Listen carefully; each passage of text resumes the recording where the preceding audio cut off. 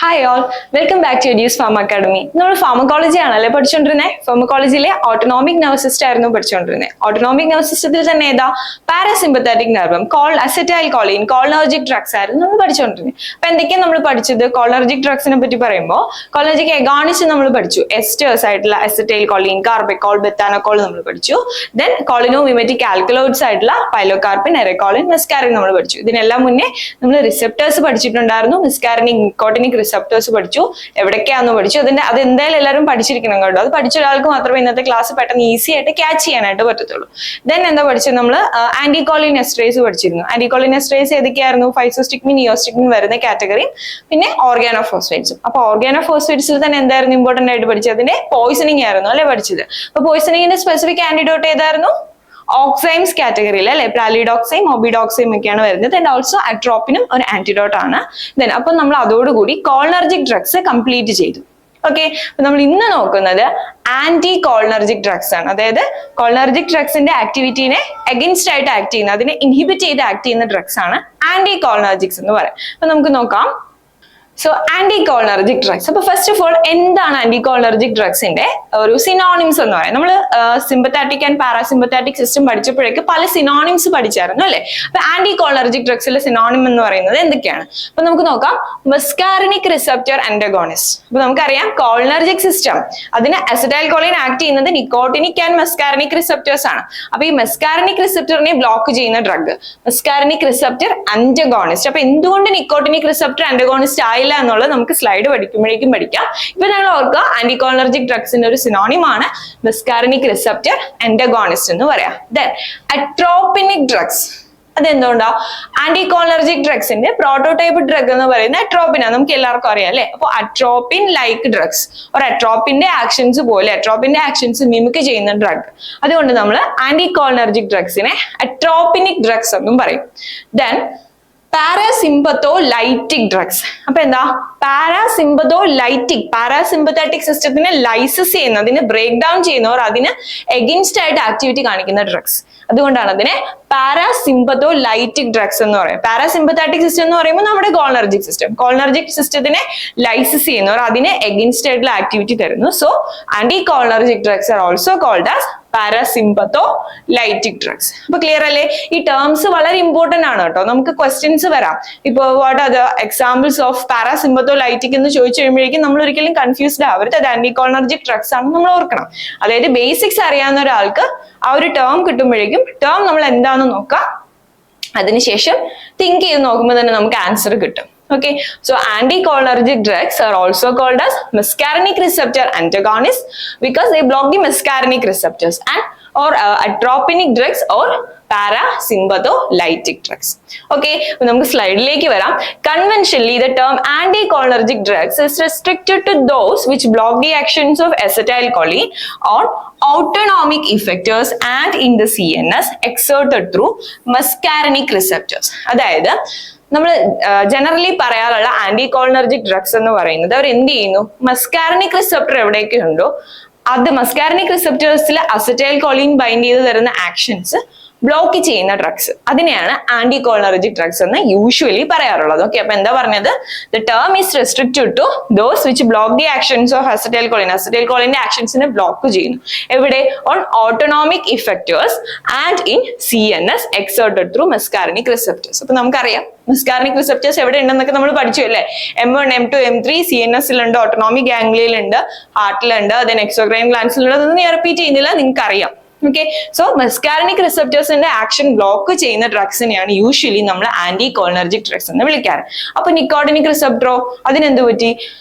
Though nicotinic receptor antagonists also block certain actions of acetylcholine, they are generally referred to as ganglion blockers and neuromuscular blockers. Okay, nicotinic receptor വഴിയും acetylcholine actions കാണിക്കുന്നുണ്ട്. അപ്പൊ nicotinic receptor antagonistum acetylcholine actionsനെ block ചെയ്യാറുണ്ട്. എന്നാൽ അവർ നമ്മൾ വിളിക്കുന്നത് എന്തെന്നാണ്? Ganglion blockers and neuromuscular blockers എന്നാണ്. കാരണം ഒന്നോർത്തോക്കെ നിക്കോട്ടിനിക് റിസെപ്റ്റേഴ്സ് NN-ഉം NM-ഉം ഉണ്ടായിരുന്നു. അതിൽ NM എവിടെയായിരുന്നു? ന്യൂറോമസ്കുലാർ ജംഗ്ഷനിലായിരുന്നു അല്ലെ. അപ്പൊ ആ ന്യൂറോമസ്കുലാർ ജംഗ്ഷനിൽ ബ്ലോക്കിംഗ് ആക്ടിവിറ്റി തരുന്ന ഡ്രഗ്സ് ആയതുകൊണ്ട് നിക്കോട്ടിനിക് റിസപ്റ്റർ ആന്റഗോണിസ്റ്റിനെ നമ്മൾ ന്യൂറോ മസ്കുലർ ബ്ലോക്കേഴ്സ് എന്നും ആൻഡ് ഓൾസോ ഗാംഗ്ലിയോണിൽ NN റിസപ്റ്റേഴ്സ് ഉണ്ട്, അതിനെ ബ്ലോക്ക് ചെയ്യുന്നതുകൊണ്ട് ഗാംഗ്ലിയോൺ ബ്ലോക്കേഴ്സ് എന്നും വിളിക്കും. ഓക്കെ, അപ്പൊ ക്ലിയർ അല്ലേ? അപ്പൊ എന്താ നമ്മൾ പറഞ്ഞത്? ആന്റി കോളിനർജിക് ഡ്രഗ്സ് ആണ്. 3 സിനോണിം പറഞ്ഞു. ഏതൊക്കെയാ? മസ്കാർനിക് റിസപ്റ്റർ ആന്റഗോണിസ്റ്റ്, അട്രോപിനിക് ഓർ പാരാസിമ്പത്തോലൈറ്റിക് എന്ന് പറഞ്ഞു. ആൻഡ് അപ്പൊ നിക്കോട്ടിനിക് റിസപ്റ്റർ ആന്റഗോണിസ്റ്റിനെ എന്തെന്ന് വിളിച്ചു? Ganglion blockers and neuro muscular blockers എന്ന് വിളിച്ചു. ക്ലിയർ അല്ലേ? അപ്പൊ നമുക്ക് നെക്സ്റ്റ് സ്ലൈഡിലേക്ക് പോവാം. നെക്സ്റ്റ് വരുന്നത് ആന്റി കോളിനർജിക് ഡ്രഗ്സിന്റെ ക്ലാസിഫിക്കേഷൻ ആണ്. ഓക്കെ, അപ്പൊ കോളിനർജിക് ഡ്രഗ്സിന്റെ ക്ലാസിഫിക്കേഷൻ എല്ലാവരും ഓർക്കുന്നുണ്ടല്ലോ അല്ലെ? കോളിനർജിക് അഗോണിസ്റ്റ്, അതിനുശേഷം നമ്മൾ ആന്റി കോളിൻ എസ്റ്ററേസ് പഠിച്ചു, അതിൽ തന്നെ റിവേഴ്സിബിൾ, ഇറിവേഴ്സിബിൾ എല്ലാവർക്കും ഓർമ്മയുണ്ടല്ലോ അല്ലെ? അപ്പൊ നമുക്ക് ആന്റി കോളിനർജിക് ഡ്രഗ്സിന്റെ ക്ലാസിഫിക്കേഷൻ നോക്കാം. ഓക്കെ, ആന്റി കോളിനർജിക് ഡ്രഗ്സിന്റെ ഓർ ആന്റി മസ്കാർനിക് ഡ്രഗ്സിന്റെ ഓർ അട്രോപിനിക് ഡ്രഗ്സിന്റെ ഓർ പാരാസിമ്പതോ ലൈറ്റിക് ഡ്രഗ്സിന്റെ ക്ലാസിഫിക്കേഷൻ. അപ്പൊ മെയിൻലി എങ്ങനെയൊക്കെ അത് ഡിവൈഡ് ചെയ്തേക്കുന്നത്? First of all natural alkaloids. അപ്പൊ എങ്ങനെയൊക്കെ ഡിവൈഡ് ചെയ്ത് നോക്കുക? First one is natural alkaloids, then semi synthetic derivatives, third one is synthetic compounds. അപ്പൊ 3 ആയിട്ടാണ് നമ്മുടെ ആന്റി കോളിനർജിക് ഡ്രഗ്സിനെ ഡിവൈഡ് ചെയ്തിട്ടുള്ളത്, ക്ലാസിഫൈ ചെയ്തിട്ടുണ്ട്. ഏതൊക്കെയാ? Natural alkaloids, semi synthetic, synthetic. Okay, അതിൽ തന്നെ സിന്തറ്റിക് കോമ്പൗണ്ട്സിനെ വീണ്ടും നമ്മൾ ഡിവൈഡ് ചെയ്യുന്നു based upon their use as mydriatics, vesicoselective agents, anti-Parkinsonian drugs and anti-secretory anti-spasmodic drugs. Okay, അതിൽ തന്നെ ആന്റി സെക്രട്ടറി ആന്റി സ്പാസ്മോഡിക്സിനെ വീണ്ടും ഡിവൈഡ് ചെയ്തേക്കുന്നു കോർഡിനറി അമോണിയം കോമ്പൗണ്ട്സും ടെറിഷറി അമീൻസും. ഓക്കെ, അപ്പൊ നമ്മൾ ഫസ്റ്റ് എന്തൊക്കെയായിരുന്നു? ഫസ്റ്റ് ഡിവൈഡ് ചെയ്ത് എങ്ങനെയായിരുന്നു?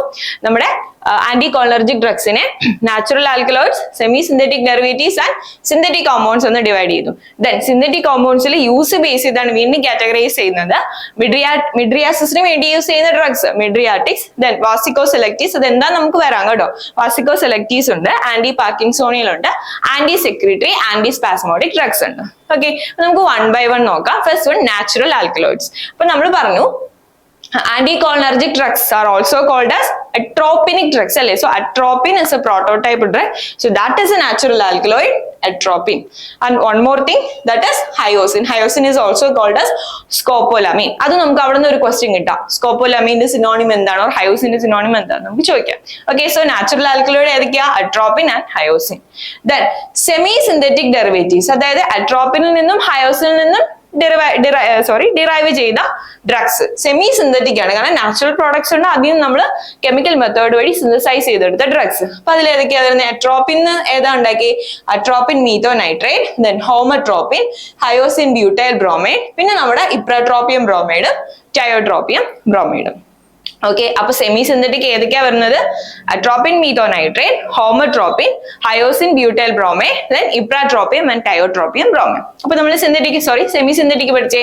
നെക്സ്റ്റ് വരുന്നത് സിന്തറ്റിക് കോമ്പൗണ്ട്സ് ആണ് കേട്ടോ. അപ്പൊ സിന്തറ്റിക് കോമ്പൗണ്ട്സിന് വീണ്ടും നമ്മൾ 4 ആയിട്ട് ഡിവൈഡ് ചെയ്തിരുന്നു. അപ്പൊ അതിൽ ഫസ്റ്റ് വൺ മിഡ്രിയാറ്റിക്സ്, മിഡ്രിയാസിസിന് വേണ്ടിയിട്ട് യൂസ് ചെയ്യുന്നത്. മിഡ്രിയാസിസ് എന്ന് പറയുമ്പോൾ എന്തായിരുന്നു? കൺസ്ട്രക്ഷൻ ആണോ ഡയലേഷൻ ആണോ? Midriasis means dilation of pupil. നമ്മൾ പഠിച്ചു ഓർക്കുന്നില്ലേ? D for dilation അല്ലെ? അഡ്രിനർജിക് മിഡ്രിയാറ്റിക്സ് എന്ന് നമ്മൾ പഠിച്ചില്ലേ? സോ മിഡ്രിയാറ്റിക്സ് ആയിട്ട് യൂസ് ചെയ്യുന്ന ഡ്രഗ് ഏതൊക്കെയാ? Cyclopentolate and ട്രോപ്പിക്കാമൈഡ്. ഇവിടെ ഹോമട്രോപ്പിനും നമ്മുടെ സെമി സിന്തറ്റിക് ഡെറിവേറ്റീവ് ആയിട്ടുള്ള ഹോമട്രോപ്പിനും മിഡ്രിയാറ്റിക് ആക്ഷൻ കാണിക്കുന്നുണ്ട്, അത് നമുക്ക് വരാം. ബട്ട് അത് എന്താ സെമി സിന്തറ്റിക് ആണ്, സിന്തറ്റിക്കിൽ വരുന്നതല്ല. ഓക്കെ, സോ മിഡ്രിയാറ്റിക്സ് ഏതൊക്കെയാ? Cyclopentolate and tropicamide. Second one is vesicoselective drug. Vesicoselective എന്ന് പറയുമ്പോൾ എന്താ? മെയിൻലി നമ്മുടെ യൂറിനറി ബ്ലാഡറിൽ ആക്ട് ചെയ്യുന്ന ഡ്രഗ്സ്, അതിനാണ് വാസിക്കോസെലക്റ്റീവ് ഡ്രഗ്സ് എന്ന് പറയുന്നത്. എക്സാമ്പിൾ ഏതൊക്കെയാ? Oxybutynin, tolterodine, flavoxate, darifenacin, solifenacin and trospium. Okay, so vesicoselective ഏതൊക്കെയായിരുന്നു? Oxybutynin, tolterodine, flavoxate, darifenacin, solifenacin, trospium. Okay, then anti-Parkinsonian drugs. Parkinsonism ഡിസീസിന് കൊടുക്കുന്ന ഡ്രഗ്സ് ഏതൊക്കെയാ? Trihexyphenidyl or benzhexol, then biperiden, benztropine and procyclidine. അപ്പൊ അത് ഓർക്കാൻ നമുക്കൊരു ഇതുണ്ട്. ഫസ്റ്റ് 3 B വരുന്ന കോമ്പൗണ്ട്സ് ഉണ്ടെന്ന് ഓർക്കാം. ബെൻസെക്സോൾ, ബൈപിരിഡിൻ, ബെൻസ്ട്രോപ്പിൻ, ദെൻ പ്രോസൈക്ലിൻ ഉണ്ടെന്ന് ഓർക്കാം. ദെൻ ബെൻസെക്സോളിന്റെ ഒരു സിനോണിം ആണ് ട്രൈഹെക്സിഫെനിഡൈൽ എന്ന് പറയാം. അപ്പൊ ഇതിന് എന്ത് ആക്ഷനാണ് കാണിക്കുന്നത്? ആന്റി പാർക്കിൻസോണിയൻ ആക്ഷൻ ആണ് വരുന്നത്. Then coming to anti-secretory and anti-spasmodic drug. അതായത് anti-secretory എന്ന് പറയുമ്പോൾ സെക്രീഷൻസ് കുറയ്ക്കുക, സെക്രീഷൻസിന് അഗേൻസ്റ്റ് ആയിട്ട് ആക്ട് ചെയ്യുക. അപ്പോൾ ആന്റി-സെക്രീറ്ററി ആയിട്ടും ആന്റി-സ്പാസ്മോഡിക്, അതായത് സ്പാസം, നമുക്കറിയാലോ അബ്ഡോമിനൽ സ്പാസം ഒക്കെ ഉണ്ടായി പെയിൻഫുൾ കണ്ടീഷൻ ആണ്, അപ്പോൾ അതിന് വേണ്ടിയിട്ട് കൊടുക്കുന്ന ഡ്രഗ്. ഓക്കെ, അപ്പൊ അതിന് നമ്മൾ വീണ്ടും കാറ്റഗറൈസ് ചെയ്തു quaternary compounds and tertiary amines. അതിൽ quaternary compounds ഏതൊക്കെയാ വരുന്നത്? പ്രൊപ്പാന്തിലിൻ, ഓക്സിഫെനോണിയം, ക്ലിഡിനിയം ആൻഡ് ഗ്ലൈക്കോപൈറോലേറ്റ്. ആൻഡ് ടെർഷ്യറി അമീൻസിൽ ഏതൊക്കെയാ വരുന്നത്? ഡൈസൈക്ലോമിൻ, വാലത്തമേറ്റ് ആൻഡ് പൈറൻസെപ്പിൻ, ഓൾസോ ടീലൻസെപ്പിനും ഇവിടെ വരുന്നുണ്ട്. ഓക്കെ, അപ്പൊ അതാണ് anti secretory anti spasmodic compounds എന്ന് പറയാം. അപ്പൊ ഈ ക്ലാസിഫിക്കേഷൻ പഠിക്കണം കേട്ടോ. ക്ലാസിഫിക്കേഷൻ പഠിക്കുമ്പോൾ തന്നെ നമുക്ക് ഓൾമോസ്റ്റ് കുറെ ഡ്രഗിന്റെ യൂസ് നമുക്ക് കിട്ടുന്നുണ്ട്. മിഡ്രിയാറ്റിക്സ് ആയിട്ട് യൂസ് ചെയ്യുന്നത്, വാസിക്കോ സെലക്റ്റീവ്, അങ്ങനെ നമുക്ക് കിട്ടും. ഓക്കെ, അപ്പൊ എന്തൊക്കെയായിരുന്നു ജനറലി ആന്റി മസ്കാരനിക് ഡ്രഗ്സിന് എങ്ങനെയായിരുന്നു ക്ലാസിഫൈ ചെയ്തത്? Natural, semi synthetic, synthetic. Natural നമ്മുടെ അട്രോപ്പിനും ഹയോസിനും, സെമി സിന്തറ്റിക്കില് നാച്ചുറലിന്റെ ഡെറിവേറ്റീവ്സ് ആണ്. So atropine, methonitrate, homatropine, hyoscine, butyl bromide, പിന്നെ അവിടെ വരുന്നതാണ് ഇപ്രാട്രോപ്പിയം ആൻഡ് ടയോട്രോപ്പിയം ബ്രോമൈഡ്. നമുക്കറിയാം COPD കൊടുക്കുന്ന ഡ്രഗ്സ് അല്ലെ. ദെൻ സിന്തറ്റിക്കിൽ ഏതൊക്കെയായിരുന്നു? മിഡ്രിയാറ്റിക്സ് ഉണ്ട്, വാസിക്കോ സെലക്റ്റീവ്സ് ഉണ്ട്, 3B സ്റ്റാർട്ട് ചെയ്യുന്ന ഡ്രഗ്സ് ഉള്ള ആന്റി പാർക്കിൻസോണിയൻ ഡ്രഗ്സ് ഉണ്ട്. Then anti secretory, anti spasmodic ആയിട്ടുള്ള quaternary compoundsഉം ടെർഷ്യറി അമീൻസും ഉണ്ട്. ക്ലിയർ അല്ലേ? അപ്പൊ നെക്സ്റ്റ് നമ്മൾ ഇതിന്റെ ആക്ഷൻസ് നോക്കും. ദെൻ 1 by 1 ഡ്രഗ്സിന് എന്തെങ്കിലും സ്പെസിഫിസിറ്റി ഉണ്ടോ, എന്തെങ്കിലും സ്പെസിഫിക് യൂസ് ഉണ്ടോ എന്ന് നമ്മൾ നോക്കും. ഓക്കെ, അപ്പൊ നമ്മൾ നെക്സ്റ്റ് നോക്കുന്നത് ഫാർമക്കോളജിക്കൽ ആക്ഷൻസ് ആണ്. അപ്പൊ എല്ലാ കാറ്റഗറിയിലും പ്രോട്ടോടൈപ്പ് ഡ്രഗ് ഏതാണോ അതിന്റെ ആക്ഷൻസ് ആണ് നമ്മൾ നോക്കുക. അപ്പൊ ഇവിടെ ഞാൻ പറയുവാണ്, റിസപ്റ്ററിന്റെ ചാർട്ട് പഠിച്ച ഒരാൾക്ക് ഇത് സിമ്പിൾ ആയിട്ട് പറഞ്ഞു പോകാൻ പറ്റും. First of all, what is A prototype drug? It is atropine. Okay, so atropine blocks all the subtypes of muscarinic receptors. Muscarinic receptors ine ella subtypes നെയും നമ്മുടെ atropine block ചെയ്യും. ഏതൊക്കെയായിരുന്നു subtypes? M1, M2 and M3 receptors അല്ലേ? ഓർക്കുന്നുണ്ടല്ലോ അല്ലേ? അപ്പൊ നമുക്ക് നോക്കാം 1 by 1 actions എന്തൊക്കെയാന്നുള്ളത്. First one, CNS ലുള്ള ആക്ഷൻ. അപ്പൊ CNS ൽ ഏത് റിസപ്റ്റർ ആയിരുന്നു? M1 receptors. M1 ആണ് CNS ൽ വരുന്നത്, M2 ഹാർട്ടില്, M3 mainly eye, then exocrine glands, blood വെസൽസിലൊക്കെ വരും. First one, M1 receptor. M1 റിസപ്റ്ററിനെ ബ്ലോക്ക് ചെയ്യുമ്പോൾ എന്ത് സംഭവിക്കും? എന്ത് CNS ആക്ടിവിറ്റി ആണ് നമുക്ക് തരുന്നത് നോക്കാം. M1 receptor blockage by atropine will produce, it will stimulate the respiratory, vagal and vasomotor center. നമ്മൾ ഓർക്കുക, M1 റിസപ്റ്ററിനെ ബ്ലോക്ക് ചെയ്യുമ്പോൾ നമുക്ക് എന്തൊക്കെ ആക്ഷൻസ് ആണ് കിട്ടുന്നത്? റെസ്പിറേറ്ററി, വേഗൽ, വാസോമോട്ടർ സെന്റർ സ്റ്റിമുലേറ്റഡ് ആവും. അത് കാരണമുള്ള ആക്ഷൻസ് ആണ് നമുക്ക് കിട്ടുന്നത്. Then and also depresses the vestibular excitation, so anti motion sickness effect. അതായത് വെസ്റ്റിബുലാർ എക്സൈറ്റേഷൻ മീൻസ് നമുക്കറിയാലോ, vestibular, the term related to our ear. അപ്പൊ വെസ്റ്റിബുലാർ എക്സൈറ്റേഷൻ എന്ന് പറയുന്നത് ചില ആൾക്കാർക്ക് നമ്മൾ ട്രാവൽ ചെയ്യുമ്പോഴൊക്കെ വോമിറ്റിംഗ് ടെൻഡൻസി വരുന്ന ആൾക്കാരുണ്ടല്ലോ, അതായത് മോഷൻ സിക്നസ് വരുന്ന ആൾക്കാർ. അപ്പൊ അതിനെ ഇൻഹിബിറ്റ് ചെയ്യപ്പെടും നമ്മുടെ അട്രോപ്പിൻ എന്ന് പറയാം. ഓക്കെ, അത് എങ്ങനെ ഇൻഹിബിറ്റ് ചെയ്യുന്നത്? CNS ലെ വെസ്റ്റിബുലാർ എക്സൈറ്റേഷൻ സെന്റർ ഡിപ്രസ് ചെയ്യുന്നത് കൊണ്ടാണ്. Then third action എന്താ? Block the anticholinergic activity in the basal ganglia, that is anti-Parkinsonism effect. ഇപ്പൊ നമ്മൾ പാർക്കിൻസോണിസം ഡിസീസ് പഠിക്കുമ്പോൾ ബേസൽ ഗാംഗ്ലിയയിലാണ്, അതൊക്കെ നമ്മൾ പഠിച്ചിട്ടുണ്ട് അല്ലെ. ഡോപാമിനർജിക് നെർവ്സിന്റെ ഡിസ്ട്രക്ഷൻ നടക്കുന്നത് ബേസൽ ഗാംഗ്ലിയയിലാണ്. അപ്പൊ അവിടെ ആന്റി കോളിനർജിക് ഇഫക്റ്റ് വന്നിട്ട് എന്ത് ആക്ഷൻ നമുക്ക് കിട്ടും? ആന്റി പാർക്കിൻസോണിസം ഇഫക്റ്റ് കിട്ടും. ഓക്കെ, ആന്റി പാർക്കിൻസോണിസം ഇഫക്റ്റ് കിട്ടും. കോളിനർജിക് ആക്ടിവിറ്റി ആണ് കേട്ടോ ബ്ലോക്ക് ചെയ്യുന്നത്. ഞാൻ പറഞ്ഞതിൽ മിസ്റ്റേക്ക് ആണ്. സോ കോളിനർജിക് ആക്ടിവിറ്റിനെ ബ്ലോക്ക് ചെയ്തിട്ട് ബേസൽ ഗാംഗ്ലിയയിൽ നമുക്ക് ആന്റി പാർക്കിൻസോണിസം ഇഫക്റ്റ് കിട്ടും. ക്ലിയർ അല്ലേ? സോ CNS ൽ എന്തൊക്കെ ആക്ഷൻസ് ആണ് ഉള്ളത്? സിംപ്ലി ഓർക്കുക, M1 റിസപ്റ്ററിനെയാണ് ബ്ലോക്ക് ചെയ്യുന്നത്. റെസ്പിറേറ്ററി, വേഗൽ, വാസോമോട്ടർ സെന്റേഴ്സ് സ്റ്റിമുലേറ്റഡ് ആവും. ഡിപ്രസ് ആവുന്നത് വെസ്റ്റിബുലാർ എക്സൈറ്റേഷൻ ആണ്. അതുകൊണ്ട് നമുക്ക് മോഷൻ സിക്നസിന് വേണ്ടിയിട്ട് യൂസ് ചെയ്ത്, ഇതിന് ഇമ്പോർട്ടന്റ് ആയിട്ട് നമ്മൾ ഓർക്കേണ്ട ഒരു യൂസ് ഇതാണ്, anti motion sickness. And also cholinergic ആക്ടിവിറ്റിനെ ബ്ലോക്ക് ചെയ്യുന്നത് കൊണ്ട് ആന്റി പാർക്കിൻസോണിയൻ ഇഫക്റ്റ് നമുക്ക് കിട്ടും. അപ്പൊ രണ്ട് യൂസ് ഈ ഒരു സ്ലൈഡിൽ നിന്ന് തന്നെ നമുക്ക് മനസ്സിലായി അല്ലെ. ആന്റി പാർക്കിൻസോണിയൻ ഇഫക്റ്റിന് ഏതായിരുന്നു ഡ്രഗ്സ് യൂസ് ചെയ്യുന്നത്? നമ്മൾ ക്ലാസിഫിക്കേഷൻ പറഞ്ഞപ്പോൾ പറഞ്ഞായിരുന്നു 3B അല്ലെ, ബെൻസെക്സോൾ, ബൈപിരിഡിൻ, ബെൻസ്ട്രോപ്പിൻ, പ്രോസൈക്ലിൻ. അപ്പൊ അതും ജസ്റ്റ് റീകളക്ട് ചെയ്തേ ഉള്ളൂ. അപ്പൊ ഇത്രയാണ് CNS ലുള്ള അട്രോപ്പിന്റെ ആക്ഷൻസ് എന്ന് പറയുന്നത്. നെക്സ്റ്റ് നമുക്ക് എങ്ങടേക്ക് പോവാം? CNS കഴിഞ്ഞാൽ നോർമലി ഏതാ എഴുതാറ്? CVS അല്ലെ.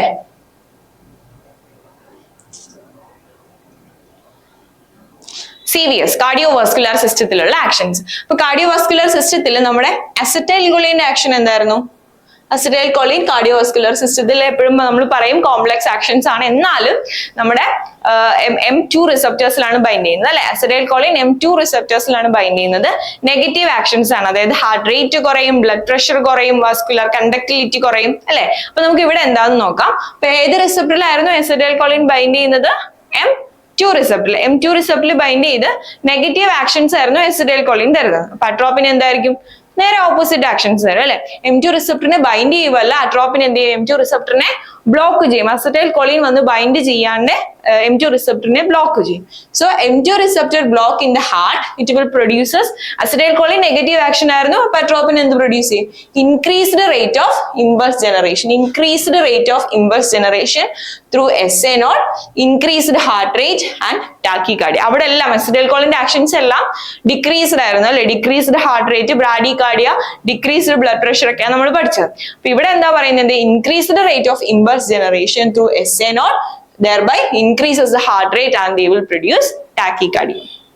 Okay, then ഇത് നമ്മൾ പറഞ്ഞു. ദെൻ ഇൻട്രാമസ്കുലർ ഇഞ്ചക്ഷൻ ഓഫ് എട്രോപ്പിൻ നമ്മൾ കൊടുക്കുകയാണെങ്കിൽ, കാർഡിയോവാസ്കുലർ ഇഫക്ട്സ് എപ്പോഴും കോംപ്ലക്സ് ആണ്, നമ്മൾ കോളിനർജിക്സിൽ പഠിച്ച പോലെ തന്നെയാണ്. So intramuscular injection of atropine കൊടുക്കുകയാണെങ്കിൽ വേഗൽ സ്റ്റിമുലേഷൻ നടക്കും. വേഗസ് നെർവിന്റെ സ്റ്റിമുലേഷൻ കാരണം and blocking of auto receptors on the vagal nerve endings that will produce bradycardia. Okay, vagal receptor stimulated ആയി ഓട്ടോ റിസപ്റ്റേഴ്സിന്റെ ബ്ലോക്കിംഗ് സംഭവിച്ചിട്ട് ബ്രാഡികാർഡിയ ഉണ്ടാവും. നമ്മൾ കുറച്ച് മുന്നേ പറഞ്ഞതേ ഉള്ളൂ, ടാക്കികാർഡിയ ഉണ്ടാവും, ബട്ട് വേഗൽ സ്റ്റിമുലേഷൻ കാരണം ബ്രാഡികാർഡിയ ഉണ്ടാവും if atropine is given as intramuscular injection. Okay, അത് ജസ്റ്റ് നമ്മൾ കോംപ്ലക്സ് ഇഫക്റ്റ് ആയിട്ട് പറഞ്ഞതേ ഉള്ളൂ. എന്നിരുന്നാലും കോമൺലി നമ്മൾ പറയാറുള്ളത് ടാക്കികാർഡിയ തന്നെയാണ്. So tachycardia and vasomotor central stimulation will produce increasing BP, blood pressure increase ചെയ്യും. ഓക്കെ, അപ്പൊ cardiovascular effect here also cardiovascular effects are very much complex. അപ്പൊ ഏത് റിസപ്റ്ററിനെ ബ്ലോക്ക് ചെയ്യുന്നത് നോക്കാം. ഏത് റിസപ്റ്ററാ? M2 receptor. M2 റിസപ്റ്ററിനെ ബ്ലോക്ക് ചെയ്യുമ്പോഴേക്കും പോസിറ്റീവ് ആക്ഷൻസ് ആണ് വരുന്നത്. എന്തൊക്കെയായിരുന്നു? ടാക്കികാർഡിയ ഉണ്ടാവും, ഹാർട്ട് റേറ്റ് കൂടും. ഹാർട്ട് റേറ്റ് കൂടുന്നതാണ് ടാക്കികാർഡിയ കേട്ടോ. ഓക്കെ, ദെൻ നമ്മുടെ ബ്ലഡ് പ്രഷർ ഇൻക്രീസ് ചെയ്യും. ക്ലിയർ അല്ലേ? These are the serious effects of atropine. Okay, just ഇതുകൂടി ഓർക്കുക, ഇൻട്രാമസ്കുലർ ഇഞ്ചക്ഷൻ ആയിട്ട് കൊടുക്കുകയാണെങ്കിൽ ബ്രാഡികാർഡിയ ആയിരിക്കും ഉണ്ടാവുന്നത്. ആൻഡ് റീസൺ നമ്മൾ പറഞ്ഞു വേഗൽ സ്റ്റിമുലേഷൻ കൊണ്ടാണ് സംഭവിക്കുന്നത്. ഓക്കെ, അപ്പൊ CNS പഠിച്ചു, CVS പഠിച്ചു. നെക്സ്റ്റ് ഐയിലുള്ള അട്രോപ്പിന്റെ എഫക്ട് സിമ്പിൾ ആണ് അല്ലെ. കോളർജിക്സ് പഠിച്ച ഒരാൾക്ക് ഇത് പെട്ടെന്ന് പഠിക്കാനായിട്ട് പറ്റും. കോളർജിക്സിന്റെ എഫക്ട് എന്തായിരുന്നു? അസറ്റൈൽകോളിൻ ആണ് കോളർജിക്സിന്റെ കോളർജിക് സിസ്റ്റത്തിലെ ന്യൂറോ ട്രാൻസ്മിറ്റർ എന്ന് പറയുന്നത്. അസറ്റൈൽകോളിൻ M3 റിസപ്റ്റർ വഴി ഐയിൽ ആക്ട് ചെയ്യും. എന്ത് പ്രൊഡ്യൂസ് ചെയ്യും? മിയോസിസ് പ്രൊഡ്യൂസ് ചെയ്യും നമ്മൾ പഠിച്ചു അല്ലെ. അപ്പൊ ഇതെന്തായിരിക്കും? This is anti cholinergic drugs is atropine. അപ്പൊ അത് അസറ്റൈൽകോളിന്റെ ആക്ഷന് നേരെ ഓപ്പോസ് ചെയ്യും, അതായത് മിഡ്രിയാസിസ് പ്രൊഡ്യൂസ് ചെയ്യും. അപ്പൊ ഇത് ഞാൻ ആദ്യമേ പറഞ്ഞത്, നമ്മൾ ഏതെങ്കിലും ഒരു സിസ്റ്റം പഠിക്കുക, കോളർജിക് സിസ്റ്റം പഠിക്കുക, ബാക്കിയുള്ളത് നമ്മൾ ഇതിന്റെ ഓപ്പോസിറ്റ് ആണെന്ന് നമുക്ക് വളരെ ഈസി ആയിട്ട് ഓർത്ത് പഠിക്കാനായിട്ട് പറ്റും. എന്തെങ്കിലും ചില ഡിഫറൻസസ് ഉണ്ടായിരിക്കും. ഇപ്പൊ കാർഡിയോവാസ്കുലർ ഇഫക്ട്സ് കോംപ്ലക്സ് ആണെന്ന് പറഞ്ഞത്, അതുപോലെ ചെറിയ ഡിഫറൻസസ് ഉണ്ടായിരിക്കും. അത് മാത്രം നോട്ട് ചെയ്ത് പഠിച്ചാൽ മതി, അല്ലാതെ എല്ലാം ഇരുന്ന് നമ്മൾ വായിച്ച് പഠിക്കേണ്ട ആവശ്യം വരുന്നില്ല. ANSന്റെ ഒരു പ്രത്യേകത അതാണ്. ഓക്കെ, അപ്പൊ അതിൽ എന്താ ഇഫക്റ്റ് വരുന്നത്? Topical instillation of atropine. കണ്ണിലേക്ക് ഡയറക്റ്റ് ആയിട്ട് നമ്മൾ അട്രോപ്പിൻ ഡ്രോപ്സ് കൊടുക്കുവാണെങ്കിൽ ഏത് റിസപ്റ്റർ ബ്ലോക്ക് ആവുന്നേ? M3 റിസപ്റ്റർ അല്ലെ. M3 receptor blockage will happen and as A result എന്ത് സംഭവിക്കും? മിഡ്രിയാസിസ് ആൻഡ് സൈക്ലോപ്ലീജിയ. അതായത് സീലറി മസിൽസിന്റെയും കോൺട്രാക്ഷൻ പ്രോപ്പർ ആയിട്ട് നടക്കാത്ത കാരണം സൈക്ലോപ്ലീജിയ കണ്ടീഷൻ, അതായത് ലോസ് ഓഫ് അക്കോമഡേഷൻ, നമുക്ക് വിഷൻ പ്രോപ്പർ ആയിട്ട് നടക്കത്തില്ല, ആ ഒരു കണ്ടീഷൻ ഉണ്ടാവും. ദാറ്റ് ഇസ് സൈക്ലോപ്ലീജിയ ആൻഡ് മിഡ്രിയാസിസ് ഉണ്ടാവും. പ്യൂപ്പിള് ഡയലേറ്റ് ചെയ്യും ആൻഡ് വിഷൻ എന്താവും? ബ്ലേർഡ് ആവും. ഫോട്ടോഫോബിയ ഉണ്ടാവും. ഫോട്ടോഫോബിയ എന്ന് പറയുന്നത് ലൈറ്റിനോടുള്ള ഒരു പേടി അല്ലെ.